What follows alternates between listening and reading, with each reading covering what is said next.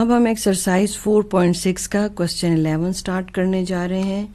अब ये आपके पास इस टाइप के अगर एल्जेब्रिक फ्रैक्शंस हों जहाँ पर आपकी वैल्यूज़ के दरमियान में ये जैसे माइनस या प्लस साइन हो, तो आप इसको की सिंप्लीफिकेशन किस तरह से करेंगे ये देखते हैं। ठीक है, यहाँ पर आप 2a लिखें, ये पहले ही सिंप्लीफाई फॉर्म में है, मतलब इसको मज़ीद हम और सिंप्लीफाई नहीं कर सकते। a-3 भी सिंप्लीफाइड फॉर्म में। अब 6a + 9 में आपको क्या कॉमन लगता है, यानी आप ऐसी वैल्यूज़ कॉमन लें जो दोनों 6a और 9 दोनों पर डिविजिबल हो। ठीक है, या सिंपल अगर मैं कहूँ तो एक ऐसा नंबर लें जिस टेबल में 6 भी हो 9 भी हो, तो 3 आपके पास है, 3 2 टाइम्स 6 हो गया और 3 3 टाइम्स 9 हो गया। ठीक है, अब ये वैल्यूज़ ऐसी ही लिखी जाएगी क्योंकि ये पहले ही आप मुझे सिंपल लग रही है, मगर यहाँ पर जो है 4a²। ठीक है, तो ये अगर आप देखो तो ये आपके जो है a² - b² का फार्मूला है। अब 4 का स्क्वायर फैक्टर क्या होगा 2a और 9 का स्क्वायर फैक्टर क्या होगा 3। ठीक है, अब इसमें मज़ीद सिंप्लीफिकेशन और पॉसिबल नहीं है। ठीक है, हम अगले स्टेप में अब इसका ले लेंगे एलसीएम। मैंने इसके जो है ना फर्दर स्टेप्स करने थे, इसलिए मैंने वो भी रिपीट कर लिया। अब एक मर्तबा आप इसको माइनस में लिखें जो ब्रैकेट के अंदर की वैल्यू है, और एक मर्तबा आप उसको प्लस में लिखें। अब ये नोटिस करें कि अब मैं स्टेप्स में आपको एलसीएम लेना बता रही हूँ ताकि आपको जो है ज़रा चीज़ आसान भी लगे और गलती की गुंजाइश कम हो जाए। अब ये आप देखें कि 2a-3 और 2a+3 दोनों डिफरेंट हैं। ठीक है, तो और 3 इनमें से किसी का भी कोई दूसरा पेयर एग्जिस्ट तो नहीं करता। तो जब इस तरह के आपके पास फ्रैक्शंस आ जाएं तो फिर आप क्या करें, उन सबों को ले लें एलसीएम। इसको फ़िलहाल हम साथ में ऐसे ही लिख लेते हैं। ठीक है, अभी इसको हम अगले नेक्स्ट स्टेप्स में इसको हम यूज़ करेंगे, तब तक हम इसको साथ लिखते हैं। अभी मैंने इन दोनों जो फ्रैक्शंस हैं इसका एलसीएम लिया। ठीक है, अब देखें 2a-3 और 2a-3 जो है, ये जब मैं इन दो वैल्यूज़ को जो मैंने एज अ एलसीएम लिखे, अगर मैं इस फ्रैक्शन के साथ लिखूं तो देखो 2a-3 कट जाएंगे। अगर आपको एलसीएम लेना अभी भी इस लेवल पर भी मुश्किल लग रहा है तो आप पेंसिल से ये लिख सकते हैं। ठीक है, तो फिर आपको यहाँ पर क्या वैल्यू आएगी उसका फ़ैसला लेना आसान हो जाएगा। ये देखें, ये और ये कट गया। अब इस जगह पर क्या चीज़ आ जाएगी, 3 आ जाएगा, 2a आ जाएगा, और जो पीछे क्या बच गई 2a+3। ठीक है, मैं ये समझाना आपको चाहती हूँ। अब ये देखिए 3 और ये पूरा वाला जो आपके पास एक्सप्रेशन है ये इसके साथ मल्टीप्लाई कर दें पेंसिल से। पेंसिल से इसलिए कह रही हूँ कि ये अगर रफ वर्क में हो ना ये चीज़ तो ज़्यादा अच्छा होता है, मगर ये कि आपके पास टाइम की कमी होती है, तो ये कि अगर आप डायरेक्ट एकदम से रीड नहीं कर सक रहे तो फिर आप इस तरह से उस क्वेश्चन के ऊपर लिख के अपने लिए चीज़ आसान कर सकते हैं। अब देखिए पीछे क्या बच गया, 3 3 से कट गया, प्लस वाला जो आपके पास एक्सप्रेशन था प्लस वाले के साथ कट गया, तो आपके पास पीछे रह गया 5 और 2a-3। ठीक हो गया, फिर चाहे तो आप ये हटा सकते हैं। ठीक है, मैं इसको क्लियर भी करके दिखा दूँ कि आपको दोनों तरीके से रीड करना आना चाहिए। ठीक है, अब मैंने आपके लिए फ़ैसला कर दिया कि आपके पास ये जो न्यूमरेटर है वहाँ पर क्या चीज़ आ जाएगी, यानी कि जो आपको मुश्किल लगती है वो चीज़ मैंने आपको बता दी। ठीक है, अब मैं आपको डायरेक्ट भी रीड करना बता रही हूँ। जब आपने एलसीएम ले ही लिया है तो आप इसको इससे कैंसिल कर रहे हैं, तो पीछे क्या बच गया 2a-3 और 2a+3। तो ये जो है आप क्या करते हैं, यहाँ पर ऊपर लिख लेते हैं। ठीक है, जिस तरीके से आपको समझ आए आप इसको कर सकते हैं। ठीक है ना, ये देखिए 2a-3 कट गया, पीछे क्या बच गया, पीछे ये 3 आपके पास बच गया, पीछे ये बच गया और ये 2a के साथ मल्टीप्लाई हो जाएंगे। ठीक हो गया, इस तरह से भी आप सोच सकते हैं अगर आप 7 मल्टीप्लाई नहीं करना चाह रहे, ठीक है, तो उस तरह से मुश्किल लग रहा है आपको, तो आप इस तरह से भी सोचें। ये देखिए अब दूसरे इस तरफ की तरफ हमने वैल्यू ढूंढनी, तो देखिए ये 3 और 2a प्लस, ये तो दोनों कट गए, तो पीछे 5 के साथ ये पूरा एक्सप्रेशन मल्टीप्लाई हो जाए, 5 के साथ माइनस वाला एक्सप्रेशन मल्टीप्लाई हो गया क्योंकि प्लस वाला कट गया। अब हम आगे इसकी फर्दर सिंप्लीफिकेशन कर लेते हैं। 3 2 टाइम्स 6 हो जाएगा, ठीक है, 6a। मैं आपको स्टेप्स में करवा रही हूँ ताकि वो बच्चे जिनको मुश्किल लगता है इसको खोल सकते हैं ब्रैकेट। 5 2 टाइम 10a और इस माइनस के साथ मल्टीप्लाई करें 5 3 टाइम्स 15, ठीक है। आप नीचे ऐसे ही मैथ्स में प्रैक्टिस की ज़रूरत बहुत होती है क्योंकि प्रैक्टिस करेंगे तो आपको जो है चीज़ें और भी इजी लगेंगी। अब हम इसको आगे मूव करते हैं, ठीक है। अब यहाँ तक हम आ गए। अब इसको अब आप खोल लें ब्रैकेट, 12a स्क्वायर यानी 6a अब इन सब वैल्यूज़ के साथ मल्टीप्लाई फिलहाल ऐसे ही रहेगा क्योंकि हम ऊपर अभी तक उसको सिंपल फॉर्म में अभी आप नए सीखने वाले होते हैं, इसलिए हर एक स्टेप के बारे में आपको जानना लाजमी है, यानी जल्दी में आप चीज़ ख़राब नहीं करेंगे। ये देखें 2a स्क्वायर कोई इतने मुश्किल क्वेश्चन भी नहीं है, यह आ जाएगा 8a क्योंकि 18a और माइनस 10a ये लाइक टर्म्स है। हम लाइक टर्म्स किसको कहते हैं, जैसे a और a, ठीक है, वेरिएबल सेम हो और उनकी पावर भी सेम ही हो। तो अब आपके पास क्या आ गया 18 और आपके पास 10 में से आप सब्ट्रैक्ट कर लो क्योंकि साइन डिफरेंट है, तो 8a आ जाएगा और प्लस 15, ठीक है। ये अभी भी हम इसको ऐसे ही लिख लेते हैं। अब ये जो हमारे पास एक्सप्रेशन है जिसको अभी तक हम सॉल्व कर रहे थे वो सिंप्लीफाइड फॉर्म में आ चुका है। अब अगर नोटिस करें तो डिनोमिनेटर में अब आपके पास ये वैल्यू सेम है, ठीक है ना। अब ये दोनों डिनोमिनेटर में एक्सप्रेशन सेम है, तो हम 3 और 3 2 टाइम्स है, हम एक दफ़ा एक मरतबा लिख लेते। 2a minus 3 2a minus 3 2 times है, हम उसको एक मरतबा लिख लेते हैं। 2a plus 3 2a plus 3 2 times है और हम उसको भी, ये तरीक़ेकार है इनके एलसीएम लेने का। अब आप ऐसे करो कि ये तो सब कुछ कैंसिल हो गए नीचे, ठीक है ना, तो मेरे पास तो ऊपर की वैल्यू के साथ अब मल्टीप्लाई कर दे के 3 3 से कटा, ये इसके साथ कट गया, ये इसके साथ कट गया, ठीक है। तो मेरे पास अब ऊपर क्या रह गया, ऊपर तो ये पूरा सेम एक्सप्रेशन रह गया। तो अब मैं क्या करूँगी कि बस वो जो एक्सप्रेशन रह गया उसको पूरे का पूरा ही ऐसे ही लिख देंगे। अब 12a स्क्वायर आपके पास है तो आप इसको ऐसे ही लिख लें, इसका तो कोई और इस तरह का नहीं है a स्क्वायर वाला कोई और आपके पास एक्सप्रेशन। अब 8a और माइनस 12a साइन डिफरेंट है, सब्ट्रैक्ट कर लें। देखिए माइनस 12a और आपके पास प्लस 8a, ठीक है। वो मैं दोबारा वरना पूरा एक्सप्रेशन मुझे लिखना पड़ जाएगा, तो आप बस ये समझ लें कि मैंने 8a और 12a को सब्ट्रैक्ट कर दिया। अब 15 और 8 इसी तरह, 15 में से 8 आप सब्ट्रैक्ट कर लें क्योंकि साइन डिफरेंट है, तो प्लस 7 आ जाएगा और नीचे का एक्सप्रेशन जैसे ही लिखा जाएगा, बल्कि आप इसे कंबाइन करके भी लिख सकते हैं, तो आपके पास आपका आंसर। इसको हम फाइन फॉर्म में दिखा देते हैं ऐसे, ठीक है। अब हम एक्सरसाइज 4.6 का क्वेश्चन 12 स्टार्ट करने जा रहे हैं। अब आप ये देखें, ये आपके पास वैल्यूज़ हैं, ठीक है।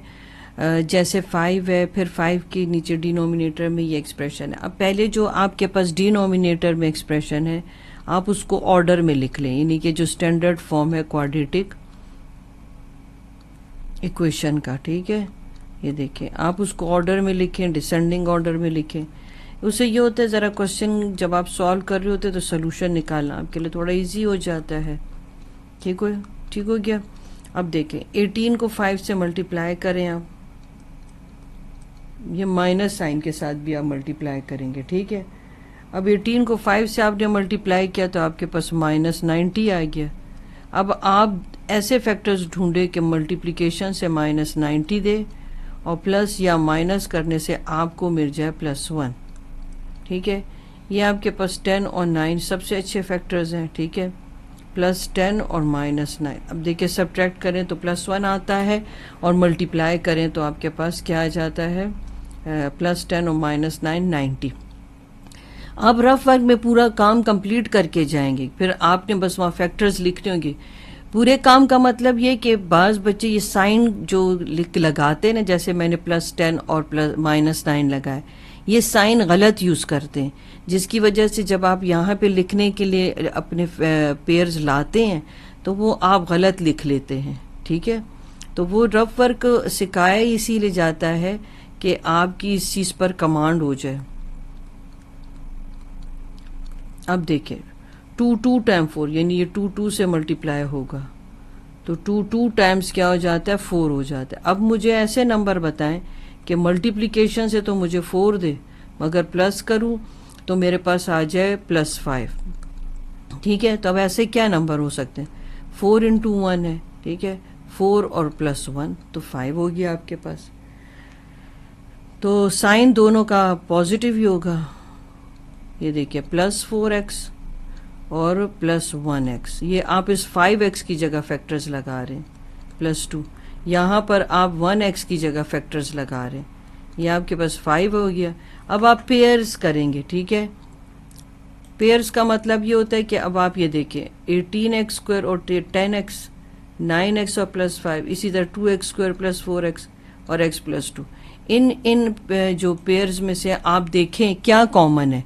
अब -18x और +10x में क्या कॉमन है, कॉमन का मतलब ये है कि देखें कि ये दोनों नंबर किस एक टेबल पर आपके एग्जिस्ट करते हैं।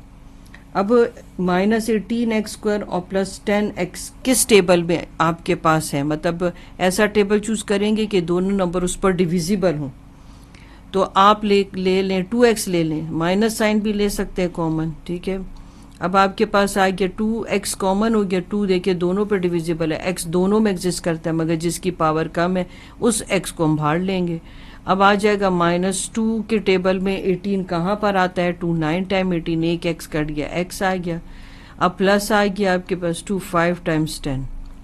अब यहाँ पर देखें, अब यहाँ माइनस तो अब नहीं ले सकते, अब +1 कॉमन लें क्योंकि मुझे अंदर माइनस साइन चाहिए। तो ये भी चीज़ आपने नज़र में रखनी है कि ब्रैकेट के अंदर की वैल्यूज़ आपकी क्या सेम जा रही है। तो प्लस इंटू माइनस माइनस हो गया 9x और प्लस इंटू प्लस प्लस और 5 आ गया, ठीक है। अब यहाँ पर आ जाए 2 ऐसे ही रहेगा। 2x² + 4x में क्या कॉमन है, तो यहाँ पर 2 कॉमन है, x कॉमन है क्योंकि 2 के टेबल में 2 भी है, 2 के टेबल में 4 भी है। अब x आ गया क्योंकि ये तो एक 2 भी कट गया, इसमें से एक x भी कट गया, x आ गया, फिर प्लस अब 2 के टेबल में 4 कहाँ है, 2 टाइम 4 है, x के साथ कट गया, ठीक है। अब आप 1 ले लोगे, आपके पास आप देख रहे हो कि ब्रैकेट के अंदर की वैल्यू सेम आ रही है, प्लस इंटू प्लस प्लस, 1 तो 1 के साथ कट के पीछे x रह गया। इस तरह 2 डिवाइडेड बाय 1 भी 2 होता है। आपको मैं पहले भी बता चुकी, जो चीज़ आप कॉमन ले रहे हैं आप उस टर्म्स के साथ डिवाइड कर रहे होते हैं। मैं फिर भी एक बार फिर आपको रिकॉल करवा दूं ताकि आपके जहन में ये चीज़ क्लियर रहे, ठीक है। तो आप जहन में अपने मेंटल मैथ्स में आप ये चीज़ कर रहे होते हैं। देखिए 2 9 टाइम 18 और x प्लस 2 5 टाइम 10 और x से कट गया, ठीक है। यानी ये चीज़ें आपको हर वक्त समझ होनी चाहिए कि ये मैं ब्रैकेट के अंदर की वैल्यू, जब भी मैं कोई नंबर कॉमन लूँ ब्रैकेट के अंदर की वैल्यूज़ कैसे आ जाती, ये मैं आपको डायरेक्ट भी रीड करना बता रही हूँ। 2 9 टाइम 18, 2 5 टाइम 10 और साइन अगर आप रीड करते तो प्लस इंटू माइनस माइनस। चलें आगे देखते। अब यहाँ पर आ गया तो अब यहाँ आप लिख लेंगे 2x + 1, ठीक है, और साथ में अब जब ब्रैकेट के अंदर के आपके पास वैल्यू सेम आ रही है ना, तो समझे आपका क्वेश्चन बिल्कुल ठीक जा रहा है। अब यहाँ माइनस साइन आ गया, इसमें भी हम ले लेते हैं 2x + 1 आ गया यहाँ पर और x + 2, ठीक हो गया। अब हम इसको कंटिन्यू कर लेते हैं। तो हमने एलसीएम लेना है। अब आपको कोई चीज़ इसमें सेम दिखाई दे रही है तो देखिए 2x + 1 सेम है, ठीक हो गया, दोनों में एग्जिस्ट करते हैं। अब हम एलसीएम लेने जा रहे हैं, ठीक है ना। अब हमारे पास ये सिंप्लीफाइड फॉर्म में आ गया, इसको ज़रा हम ज्वाइन कर लेते हैं। चलें तो 2x प्लस 1 एक तो हमने ले लिया,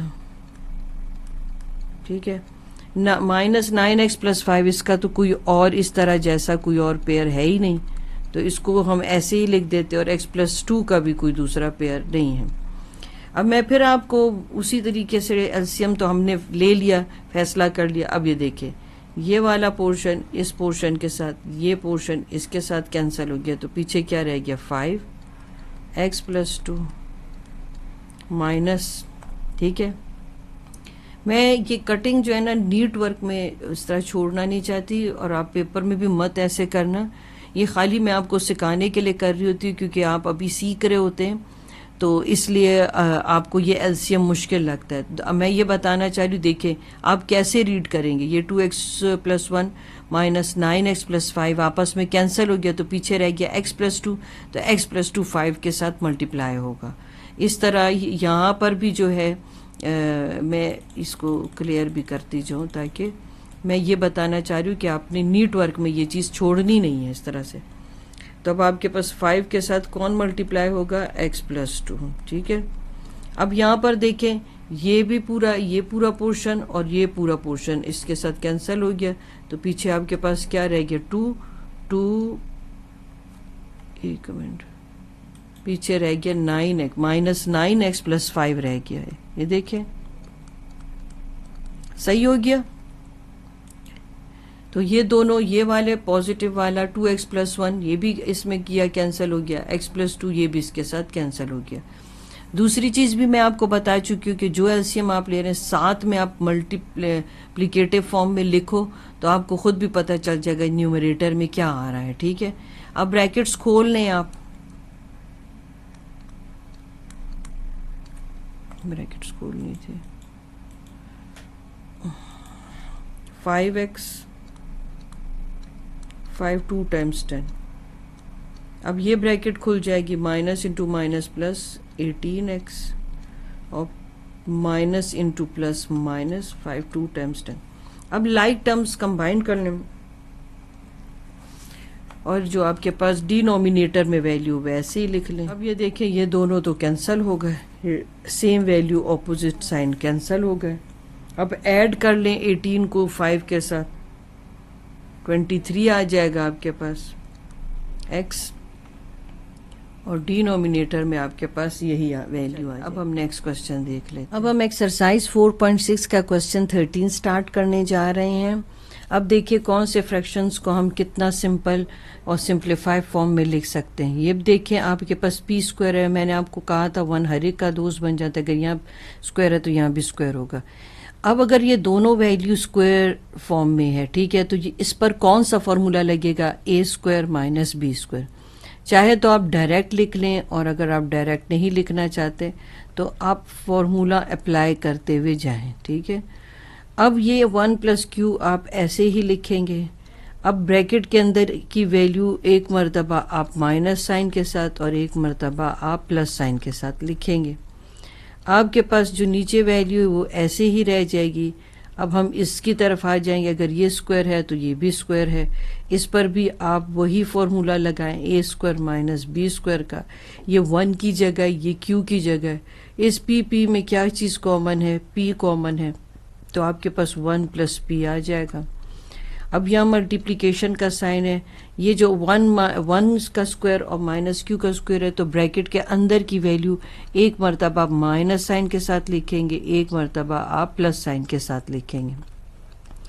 इस क्वेश्चन में सबसे अच्छी बात ये कि एंड पर आपके पास मेजॉरिटी चीज़ें जो है ना कट जाएंगी, ठीक है।